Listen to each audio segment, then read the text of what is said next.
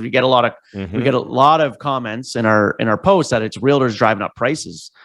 Well, when you've got development fees at $117,000 for a single unit, that's crazy. In Ottawa, for building a 2-bedroom condo, it's $20,000 in development fees.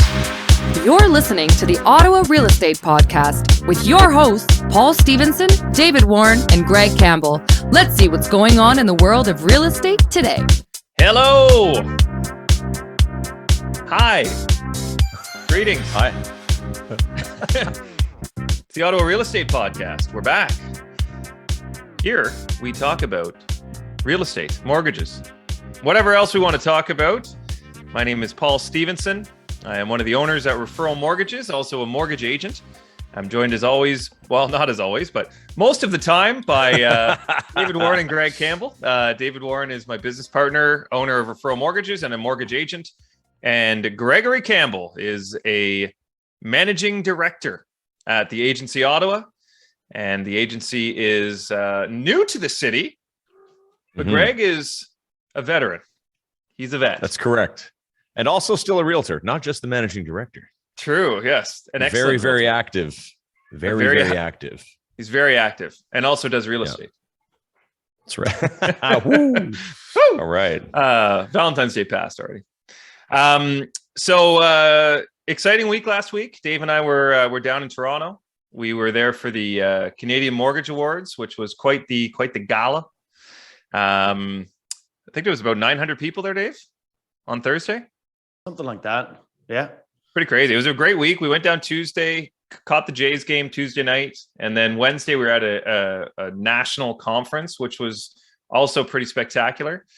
Met a lot of really cool people there from our kind of national network, which is called Centum. And then Thursday was the Canadian Mortgage Awards. So we were nominated for New Brokerage of the Year. And funny enough, I didn't know this till we were actually there and they were announcing the award. But that actually, anyone within their first 3 years can actually qualify for that. So we didn't end up winning, unfortunately, no hardware. But to be nominated as well in our first year, I thought was pretty amazing. And, really proud of our team, our ownership, our agents, everyone involved. And also to, the event itself was spectacular. It felt like we were at the Oscars, red carpet, limos out front. It was pretty neat. Yeah, that sounds. The pics look great. It was a serious gala. It was like a serious event. Yep. Or like some of the pics I saw, I was like, wow. It was like, suit and tie, chandeliers, lights, music. Was there like a big show at all? Did you get was there like a sick DJ or anything anywhere? Not like afterwards. There was kind of an event afterwards, but certainly for it was, basically round tables, the bottle of champagne on the table, this and that. But overall, like Paul said, it was a good time. We unfortunately didn't win. We were the only one that it was only a year old for a brokerage. The others were in their third year. So a group out of, I believe, Vancouver won it. But like Paul said, just to be nominated in our, after our first year nationally amongst, thousands of brokerages. And within our network, we did finish top 3 in volume after our first year of, I think 200 brokerages in our network. And we were top 3 after our first year in volume. So overall, we were pretty, it was a good couple of days. Good to be back with people within our industry and kind of celebrating those that have kind of been front runners in the mortgage space as well. So yeah, one of the things that I found interesting about the conference that was on Wednesday, they had a broker panel. So they had, different kind of people in our industry on our side. Then they also had a lender panel. And the lender panel was a very interesting way of doing it because they allowed us in the, audience to basically post anonymous questions through a third-party app. So the panel basically was just getting blasted with questions. Cool. But a lot of the questions were around like alternative lending, the B space, where rates are going, which is obviously a huge topic right now, where the qualifying rate is, whether that's going to change. So there was a lot of touch points, and even people in the industry were wanting to ask the lenders, like, what is going to happen? What's going on? So Dave, what were kind of your main takeaways, and where do you see I know we've talked about it, but that the A lending or AAA lending that we used to have for banks is kind of becoming less and less frequent for even the average home buyer, right? People are needing different types of kind of creative financing and things like that. So what were kind of your main takeaways from that conversation last Wednesday? A lot of it just being around the A space being squeezed in the sense that qualifying, as fixed rates keep coming up and the bonds keep coming up, that really squeezes the home buyers for qualifying in that A space, and growing the alternatives. So those that aren't aware, and many aren't, that there are different classifications of lenders, or if you will. So you've got your AAA, which are your A lenders. That would be your TD, RBC, Scotias of the world. As well, there's mortgage-focused lenders that fall into that bucket, like MCAP or RFA or First National or Strive, things like that. And they fall into that bucket of A space. There's then the alternative, which is a B lender, and these are lenders that lend based on their balance sheet. So they take in $1 deposits and they lend out $1 effectively. They're lending based on their balance sheet, where A lenders do not. For the most part, they're using insured money, et cetera. So on that alternative space, they can qualify people differently. So there's been a big kind of increase of products in that space, where qualifying people not just at a 30-year amortization, but 35 and 40-year amortizations. Qualifying on the A side, you're qualifying at whatever your 5-year fixed rate is. You're having to qualify at that plus 2%.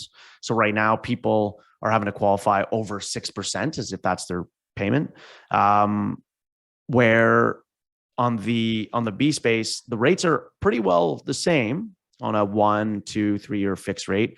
There are some additional, fees applied, but they're qualifying at a longer amortization, upwards of 40 years, and qualifying at the contract rate, meaning what that individual is getting for their rate. So they're not having to qualify at a, max of a 30-year, and they're not having to qualify at that rate plus 2. So it's really growing that B space. And, that's what happened back in 2018 as well, when they brought in the qualifying rate and made some changes there. And so it's really grows that alternative space. People want homes. There's always going to be product out there. And that's not even getting into the private lending space, or the mortgage investment corps or mix of the world, like Magenta or Westboro, Pillar.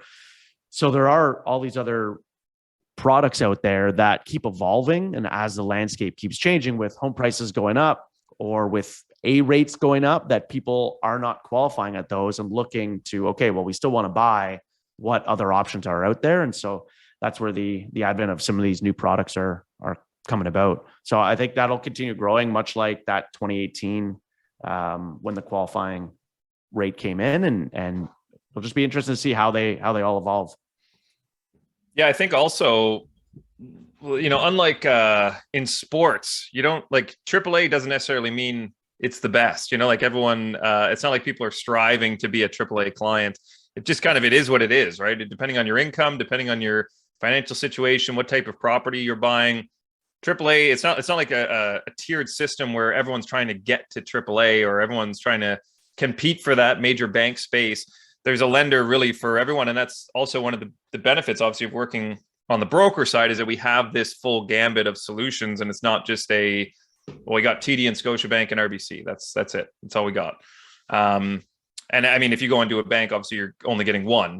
There's not even like an option for an alternative. So I think, like you said, Dave, as things move and as the way that we qualify clients or have to qualify clients continues to shift, it basically balances the field. Like we've seen, like you said, some B lenders, in quotes, B lenders, that their rates are actually lower than the A banks right now, which is nuts. Like you get a 2-year term at, I'm not going to throw out a rate because then people are going to be calling being like, hey, what about that 299 you said on the show?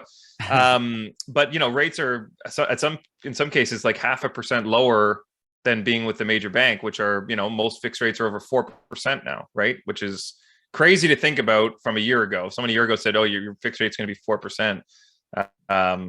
It'd be a lot of disgruntled people.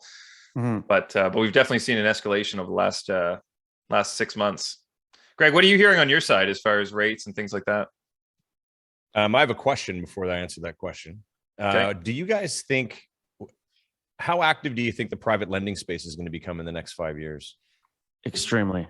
It's already growing at like on that alternative lending space, like the MIC and private. It continues to grow, and it's going to continue growing as qualifying, as the government restricts things for qualifying, then it creates that alternative market that isn't as controlled. They're still monitored. So even private lenders are still monitored by FSRA and things like that, but not to the same scrutiny. But you still have Greg, you could lend me money for a mortgage and there's no controlling that. So, as they bring in more restrictions on, investment properties and things like that, that's going to, or qualifying, making it harder. It's just going to grow that space. People want homes in Canada. People want to own a home, whether you call that speculative buying or investing in a different asset class, whatever it may be. We've talked about it last week or before that, Canada has some of the highest or has the highest ownership rate in like the G7. We have that mentality of wanting to own real estate. And part of that's driving that home value. People see the prices increase, and so they want to get in there. So that people are willing to eat the rates or fees on the private side or alternative lending. And I definitely see it growing. And to that point, over the weekend, I was reading an article about OFC, it hasn't been brought down, but they've basically stated that in Q2 of 2023 that they're going to make it a requirement for higher down payment on investment properties in the 30 to 40% down range from 20%. So as you get that, you've got, and talking about the private space, that's going to be mandated and pushed down for banks that are regulated by OFC, and OFC is the Office of the Financial Superintendent. And so that's like your prime banks and things like that. That's now good. The private space is not going to be regulated the same. You could put down, a private lender could say, oh, I'm good with 20% down on that investment property. Then it becomes for that investor, a little bit of a higher rate, but I'm saving 10, 20% for that down payment and conserving capital. I think as some of these changes keep coming in, that's where these alternative creative solutions kind of come in. So that's a very good point. Based on everything that's been going on and what we're talking about, everything that the government's trying to put into play, like there's a lot of things that are in that won't necessarily have to happen because there's these little loopholes by working with alternative lending and stuff. You're saying it's not monitored the same as with the big banks or even the B lenders. Yeah. And it could be more creative too, on the private space, whether it be, you're getting into interest only payments instead of interest and principal, or some will balloon payments, like just added on the end if it's short-term lending. There's a lot of creative things you can do, and it becomes, and it's always been there. Don't get me wrong. The private and alternative space has always been becoming more popular. Yeah. Because there's, as things tighten up from a qualifying, but the predominant portion of the population, right, they look to a lending and they look to your prime banks to borrow from them. And if it doesn't work there, then they're not looking elsewhere. It's the people that, it's investors out there, things like that, that understand that rate isn't everything. And exactly. So that market, which, isn't a huge populace, but it is a pretty large base. I don't know. I think it'll be interesting. I mean, as rules change, even back in the day, it was 0% down and 40-year amortizations. And then they brought in 5% down, and the market thought it was crumbling. And then they brought in 35-year amortization and 5% down, and then brought in, then lowered it to 30 and then to 25. And every time they lowered that amortization and increased downs, at the sky was falling. And every time it just kept going. Yeah. People adapt. Lenders adapt, they're in the business as well of loaning money. They're not going to just sit back and say, oh, well, we can't do that. Okay, we'll stop. We're going to close up shop and, stop our core business, which is lending. So they come out. So there's new products, new lending parameters, and people adapt. And yeah, that pushes along to the consumer. But yeah, a lot of these rule changes just end up making it more expensive for consumers because they're going to find the a lenders find a aren't way. the lenders certainly aren't looking to stop lending money, right? So if they're if anytime the rule changes, they're the first ones brainstorming. How can we make this work? How can we find the hole through here? As long as there's somebody consuming, they're out to lend. And as long as there's a borrower out there that's wanting to borrow, then they'll continue adapting and lending to those individuals. These are the questions that people need to be asking when everyone's getting upset. I can't do anything. Prices, this and that. It's like, figure it out. Have a conversation, right? But most people don't take the time. Figure it out. Said it. They'll go to an A lender. They'll be like, well, I can't do it. And then it's like, all right, well, I can't do it. And then they're angry. But they don't know that there's other options. That's the sad part. Yeah. I think we saw it over the last couple of years with home prices really kind of escalating. I know we'll get into the numbers for this week, but people that were home buyers were, I don't want to get into the multi offers price. It's too expensive. Price is coming up. I'm going to wait for things to slow down or come down. And in that mindset is, well, rates will that everything will maintain the same, but things are going to magically just level out or come down in price. Rate in order for that to happen, you either increase supply for that to happen, or in this case, rates have come up. Those same people are saying, well, yeah, it's slowed down, but now rates are higher. And it's what is where is that? For those people that are thinking that way, and things have stabilized. There's a lot more supply on the market. Prices stabilizing. Look at getting maybe a shorter term. Look at getting variable, or look at getting maybe a 1, 2, 3 year term instead of locking in 5 years on that rate at 4+, because because really looking at that cyclical nature of rates and where we're headed as far as inflation and economic issues of likely recession, where the rates will come back down. That maybe a shorter term and reevaluate in the next couple of years instead of locking that, but getting in the market now instead of waiting for that magical unicorn of a time. Really, like right now, where we're at. Unicorn time. Yeah. It's right now. Yeah, so many unicorns. I've seen them running around, trying to get them all. Dave, you were laughing too because there was some people that you were seeing posting that were, one post they were complaining about.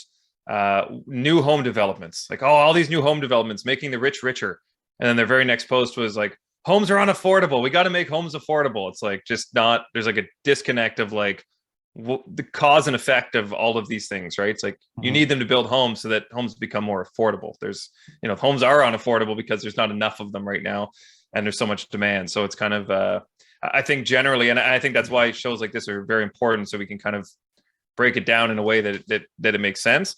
But we do see that a lot too, where people are, they're complaining about one aspect of it, not knowing that it actually, the left hand and the right hand are connected. When we were in Toronto, we were looking at development costs in Toronto to build, and for people, again, from a cost of homes, Toronto's single family development fees for building a single family home are $117,000 per unit. So per home to build a single unit home, it's $117,000 in development fees. Without before permits, there's a shovel. Before there's a shovel, you have to typically hold that land for, you've bought it and you're planning years out. So you're holding that, tying up funds. You're then paying the development fees, then your permits, then your drawings, your architecturals, all of that. Then you're buying materials, then you're paying labor. And then you're hoping that there isn't additional issues, supply chain issues, things like that, increasing costs, and you're pre-selling ahead of time. So people build in thinking that a lot of builders are making a fortune. Some are, sure, because they're building at mass scale, but at $117,000 a unit, you're buying.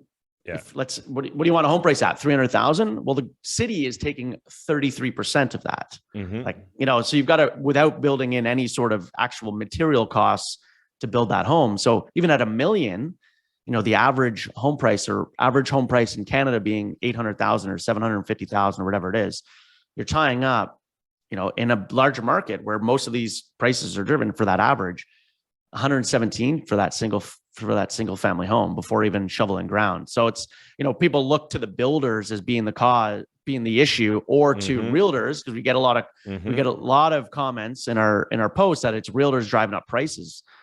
Well, when you've got development fees at $117,000 for a single unit, that's crazy. In Ottawa, for building a 2-bedroom condo is $20,000 in development fees before shoveling ground, before planning. You're holding that property for many years, things like that. So, and these are going to go up. These fees are going to go up again this year. So it's kind of looking at that whole root cause of where prices are, and it's not. But let's exactly. Let's look at some numbers, though, Greg. I know you had some for where we're at. I got some numbers. It's a little bit different today. I did more of an average for our primary suburbs, just because those are the hottest markets, and I did like an average of detached, town stacked. But I thought this was very interesting. So this is over the last 7 days. So 7 days right now in Orleans, there's 74 active listings, 5 conditionally sold, and 65 sold at an average of 745,000 with 10 days on market. So we're finally back to 10 days on market. I think that's going to be higher next week. I predict. Canada, 98 active, 5 conditionally sold, 62 sold, average 846,000, 10 days on market. Barrhaven Riverside South, 74 active, so same as Orleans, 3 conditionally sold, 61 sold, average 784,000, 10 days on market. It's unreal that it's 10 days on market in each spot, right? And I threw in Finley Creek there again, just because I know there's some people out there loving it. We got to always show love to Finley Creek now, right? It's smaller, but it's similar in terms of that. So 22 active, 1 conditionally sold, 6 sold, average 810K. But Finley Creek is only 5 days on market. Now, I don't know why. This is based on 1 week, right? So that's a little bit different. But it's just interesting that the 3 biggest suburbs, so Orleans, Canada, Stittsville, and then Barrhaven Riverside South, it's almost identical. Orleans has the lowest average price. Canada is, Barrhaven is 40,000 higher. And then, you got Canada Stittsville, which is 60,000 higher than that, but almost the exact same numbers, 10 days on market. Now there's more active in Canada. There's 20 more active listings right now in Canada. So I don't know if that's going to bring that average price down. But this is the other thing. So for the first time since, I can't remember when, the average list to sales price is 108% over list, as opposed to it's been 110 plus for the last, I don't know how long. So that's positive. So the average sale price to list price is 108% over list, which is, I think it's great, because that means it's coming down. Way more inventory, way more to look at, more options. It's not to say that the nice ones aren't going to sell in multiple offers. And rentals, there's just about 20 in each of those markets, with an average of $2,250 average rental cost. With the time on market coming up, that 10-day average hold, and prices, list price to sell price coming down, coming more in line with the list price. How are you going into conversations with your clients that are looking at buying and moving from their current home, or upsizing, downsizing, whatever it may be, where they need to then, they're purchasing and they still need to sell their home? How are you going to those conversations to prepare them for, this is the reality of where prices are more stabilizing? We can't, how are you kind of approaching that, where it's, before it was like, oh, I know for sure we'll sell your house in 2 weeks. Where now it's like, it may sit, and we might, be at a little bit nerve wracking, but how are you approaching those conversations? So it's expectations. I know I've said that before. It's really setting the expectations of what they are expecting and making sure that they understand what's happening right now. If after this week in particular, I'm working with 2 buyers pretty closely, and there's a few that they wanted to see, but some sold very high. And I was surprised. And now there's a few other ones. I said, you know what? I go, this is a big week for real estate because the market's changing. I think this is the biggest week of change, like this week we're currently in.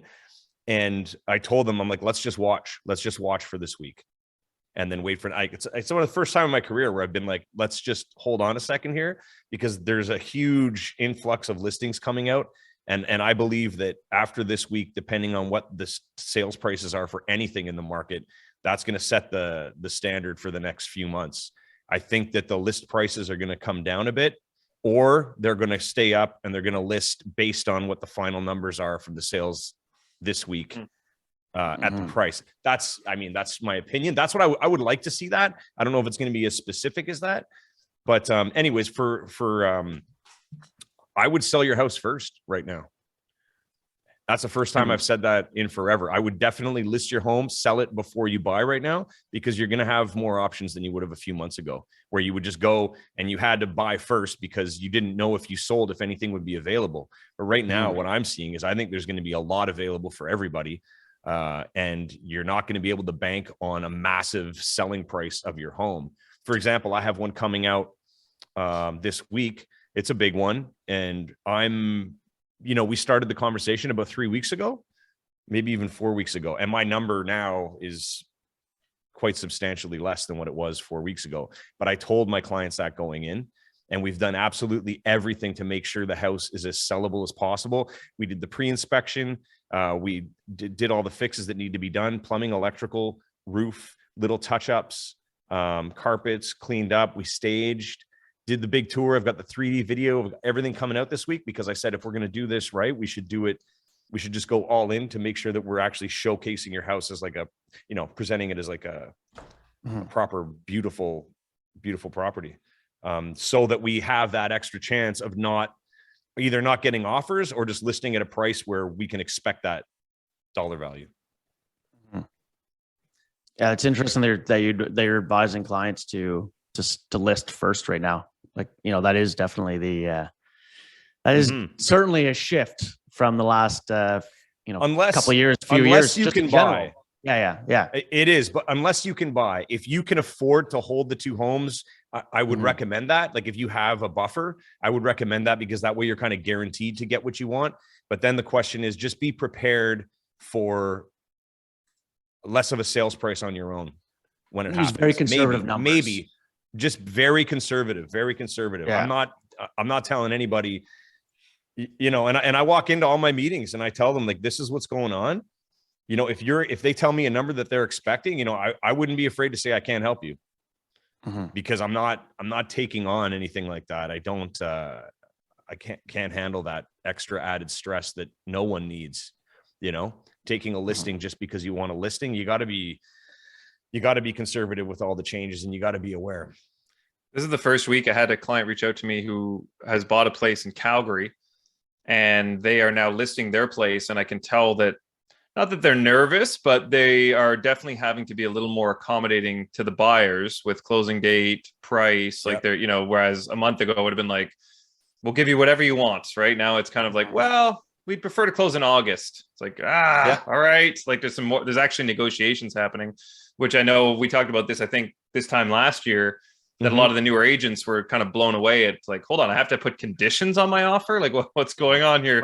What is that? Yeah. What's a condition? I think, as you said, if there's an influx of homes coming, what was it? Do you know the total listings in Ottawa right now? I don't. But if not, we should get that for next. Okay. Yeah. Because I think the last time we looked, it was 1,500. There was 2,200 active listings, but I think 700 of those were rentals. So I think it was around 1,500 total homes, like including condos listed. But as you said, as more homes become available and there's more options available, people can see more homes. That's going to delay the time on market, days on market, because there's more options, right? Everyone, instead of just seeing 3 homes, they might be seeing 13 homes. So that takes a little more time. As the open houses or walkthroughs become busier, then obviously, you might have to book for tomorrow instead of today. So everything kind of gets pushed out and deferred.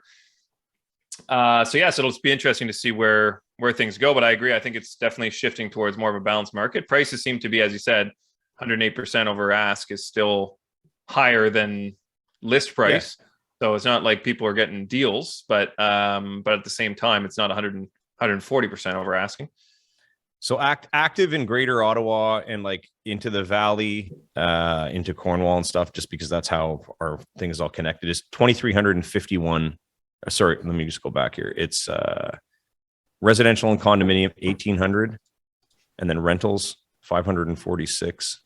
There's some other like that includes some other stuff such as industrial and businesses as well. So that's not super accurate, but in terms of Ottawa as in the center, we've got 1,132 listings right now.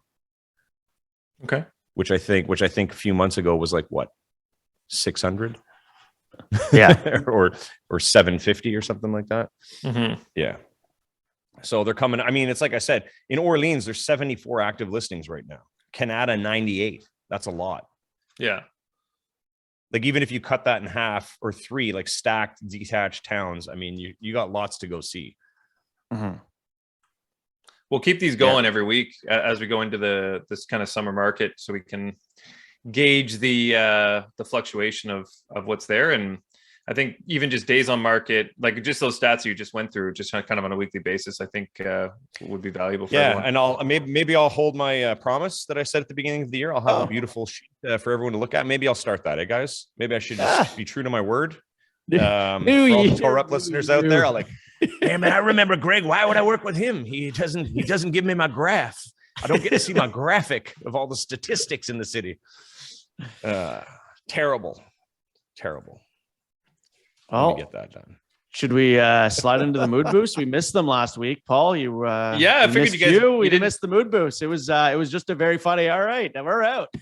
Yeah, I was wondering how it ended last week. You guys didn't. It just some dad ended. Jokes. And it just ended awkwardly, in silence, rambling. Fade to black. Well, I got 3 today. First one you've probably heard. The other 2 I don't think you have. So let's ride into them here. Number 1. The Grim Reaper just got fired at the shoe factory. He was stealing everybody's souls. A damn Grim Reaper. Like that one. Someday I want to make an edgy football joke on Facebook. It's my goal post. And last but not least, I always like the animal jokes. Some aquatic mammals at the zoo escaped. It was otter chaos. Yes.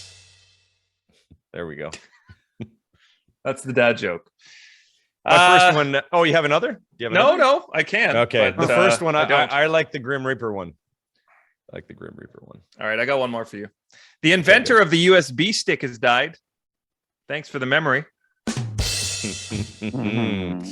Yeah. There you have it. We'll be back. We'll be back next week. And thank you for listening. Shout out quickly to North Brew, our coffee sponsor, northbrew.ca. If you go to northbrew.ca, use the promo code podcast, you can get 20% off all of your coffee orders, and 20% of that order goes towards the Ottawa homeless community. And shout out to Referral Mortgages, all of our agents, all of our operations team. Shout outs to the agency, growing healthily in Ottawa. Yeah. I think healthily is a word. Got some big news coming today, actually. Can we get this for tomorrow? Well, yeah, let's hear it. Actually, yeah, because I guess this is coming on tomorrow. We have a huge team. A huge team just joined us from another brokerage, the Andy and Patty team. It's a big deal. We can cut this out if they haven't joined yet as of tomorrow. No. Well, they'll be on. They'll be on as of yesterday. So amazing. That's awesome. Congratulations. It's so confused. Thank you. I was going to say thank you. Yeah, congratulations. Thank you. You're welcome. You're welcome to City of Ottawa. Yeah, they joined the agency team. We're super excited to have them. It's kind of it's nice. They're great people. They're going to be a good fit. We're happy to have them. Boom. I like it. We're out of here. We'll see you next week. And another one.